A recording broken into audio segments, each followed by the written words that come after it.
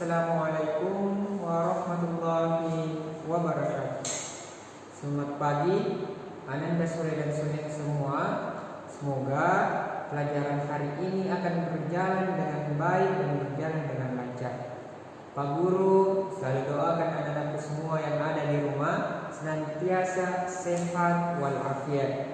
Dan Pak Guru ingin anak-anak selalu menjaga adabnya di rumah, menjaga murojaahnya, menjaga sholat sunnah dan sholat wajibnya, serta tetap taat dan patuh kepada kedua orang tuanya.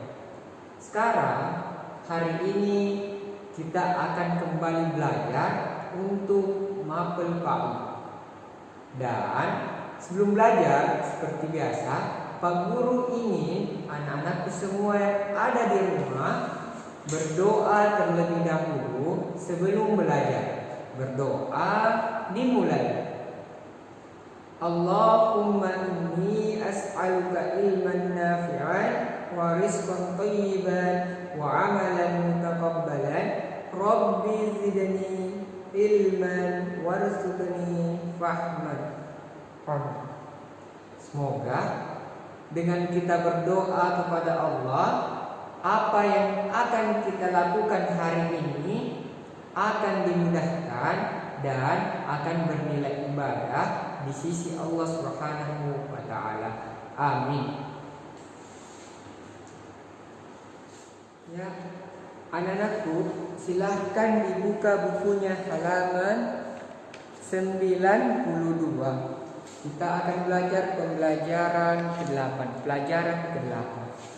yaitu kita akan belajar tentang sikap berani. Dan kita akan belajar tentang sikap berani dari kisah Nabi Saleh alaihissalam. Ya, anak-anakku, mungkin anak-anakku sudah tahu apa itu sikap berani, bagaimana itu sikap berani, bagaimana contoh sikap berani. Ya, kita akan pelajari hari ini bagaimana sikap berani yang seharusnya.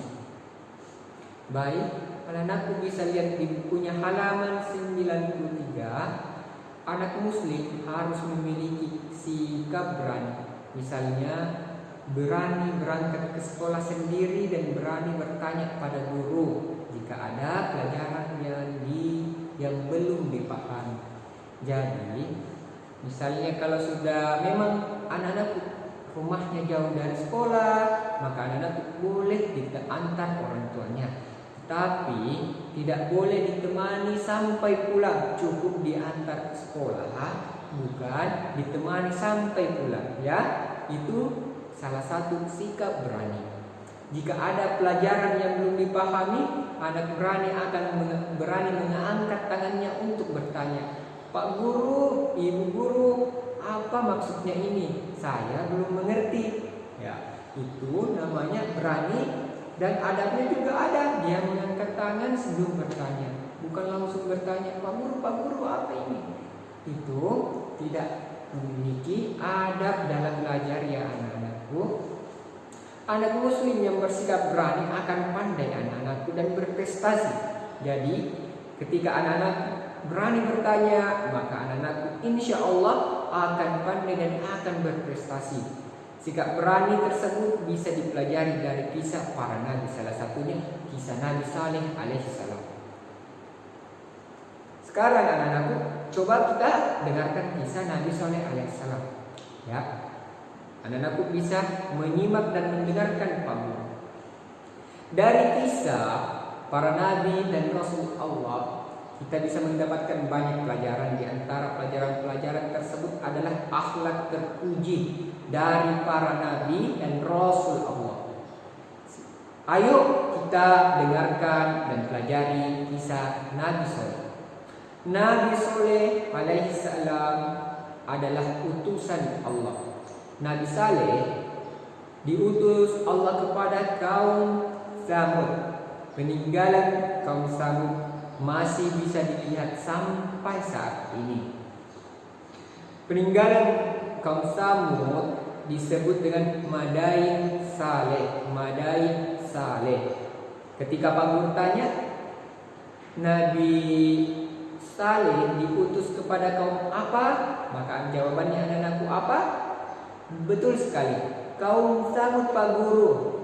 Dan kemudian ketika Pak Guru bertanya, peninggalan Nabi Saleh, peninggalan kaum Samud disebut dengan apa?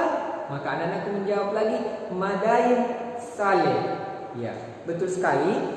Sekarang kita sudah belajar. Semoga anak-anakku bisa mengingat dua hal itu. Pertama, Nabi Saleh diutus kepada kaum Samud. Yang kedua, peninggalan kaum Samud dikenal dengan Madain Saleh. Saat itu kaum Samud hidup dengan makmur. Mereka tinggal di tanah yang subur. Hewan ternak mereka gemuk dan beranak banyak. Bangunan rumah mereka juga besar dan megah.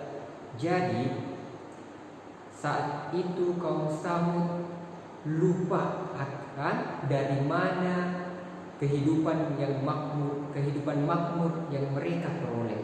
Dari mana tanah subur yang mereka nikmati. Dari mana hewan ternak yang gemuk dan beranak banyak itu. Dari mana bangunan mereka yang besar dan megah itu. Mereka lupa bahwa itu semua dari Allah. Makmuran membuat kaum Samud melupakan Allah. Kaum Samud tidak bersyukur kepada Allah. Kaum Samud justru menyembah berhala. Makanya diutuslah Nabi Saleh alaihissalam untuk mengingatkan kaum Samud bahwa segala hal yang mereka miliki itu berasal dari Allah Subhanahu wa taala. Nabi Saleh mengingatkan bahwa Allah Subhanahu wa taala telah memakmurkan mereka. Jika mereka tidak beriman kepada Allah Subhanahu wa taala, maka Allah akan menimpakan azab kepada mereka. Allah akan menimpakan bencana kepada mereka. Kaum Samud tidak menerima seruan Nabi Saleh alaihissalam. Kaum Samud secara terang-terangan menolak seruan tersebut. Akan tetapi Nabi Saleh tidak menyerah menyampaikan kebaikan. Ini yang perlu kita tiru dari Nabi Saleh. Kita ketika menyampaikan kebaikan jangan pernah berhenti atau merasa putus asa atau merasa lelah. Selalu sampaikan itu jika itu adalah kebaikan. Kaum Samud mengingkari janji. Suatu hari kaum Samud mendatangi Nabi Saleh alaihissalam dan kaum Samud meminta Nabi Saleh alaihissalam membuktikan keagungan Allah Subhanahu wa taala. Kaum Samud meminta agar Nabi Saleh memohon kepada Allah. Kaum Samud berjanji apabila permintaan mereka dipenuhi, maka dia akan menyembah kepada Allah. Maka Nabi Saleh memohon kepada Allah agar menciptakan seekor unta betina dari dalam batu. Tidak lama kemudian, betullah seekor unta betina yang sedang mengandung keluar dari batu itu. Kaum Samud pun terperangah. Kaum Samud tidak percaya melihat kejadian dan keajaiban itu. Beberapa orang dari kaum Samud akhirnya beriman kepada Allah, akan tetapi sebagian besar orang dari kaum Samud tetap tidak beriman dan mereka mengingkari janjinya. Kaum Samud memerah air susu unta betina itu sampai habis. Walaupun semua orang memanfaatkannya, ternyata air susu unta betina itu tidak pernah habis. Karena benci dan dengki, kaum Samud membunuh unta betina. Mereka berkata, "Wahai Saleh, untahmu telah kami bunuh. Coba datangkan azab yang dapat menimpa kami seperti yang telah kau katakan." Jadi kaum Samud bermain-main dengan azab Allah sampai meminta sendiri bahwa ingin dibuktikan bahwa azab Allah itu ada. Akhirnya Nabi Saleh alaihissalam berkata, "Wahai kaumku, sungguh aku telah menyampaikan amanah Tuhanku kepada kalian. Aku telah menasihati kalian, akan tetapi kalian tidak mempercayai aku.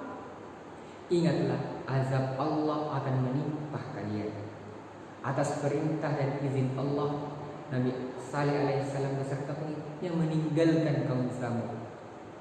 Kemudian Allah Subhanahu wa taala menimpakan azab kepada kaum Samud. Allah Subhanahu wa taala menimpakan gempa bumi yang dahsyat. Kaum Samud akhirnya mati bergelimpangan. Kemudian kaum Samud pun